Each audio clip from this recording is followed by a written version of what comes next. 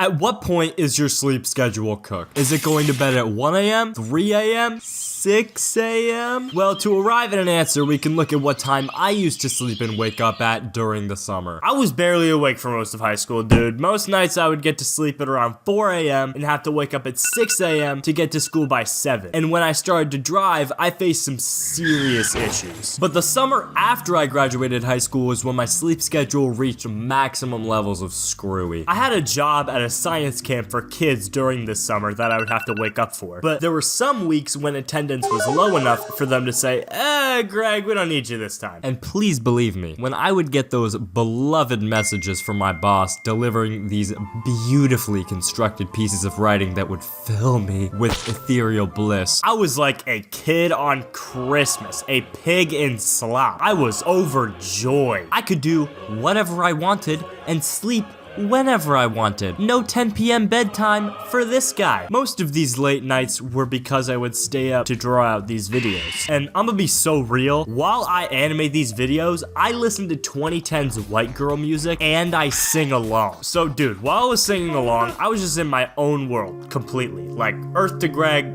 nothing's happening. Tell me why when I look up and to my left from my monitors, I see my dad looming in my doorway, staring directly into my soul. And before I even processed who this was, I thought I was about to get shanked by Michael Myers. My dad is usually much more put together than this. I guess I got to see his alter ego because his eyes were like half open to the point you can't see the whites in them. And he's wearing this like ripped up t-shirt that's probably older than I am. And he's looking like some mental asylum escapee or like the ghost of Christmas future. Gotta show me my grave or something. When I see him, I audibly scream. Cause if you had an unexpected visit from a 50-year-old man in this condition, you'd scream too. But he doesn't address any of this. My dad gets straight to the point and asks, "Is there someone breaking in?" I'm completely confused, so I'm like, "No, I don't think so." And what my dad says next, I will never forget. He says, "Then stop screaming like a banshee in a bear trap and go to bed." Okay, ouch. I didn't think my singing was that bad, but he left and I followed his orders shortly after. While I was singing, I forgot to account for the fact that my house's walls are made of construction paper, so my mini Rihanna concert was definitely keeping the whole house awake. As time progressed, my sleep schedule would continue to spiral out of control. I eventually hit the point where I was waking up at 8 p.m. and going to bed at around 11 a.m. One evening, I woke up around that time and I was met by my dad and my mom. "Have a seat, son. I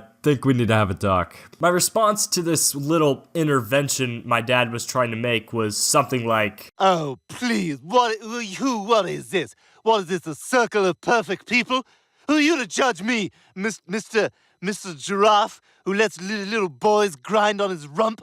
Mr. Octopus, who lets little boys grind on his rump?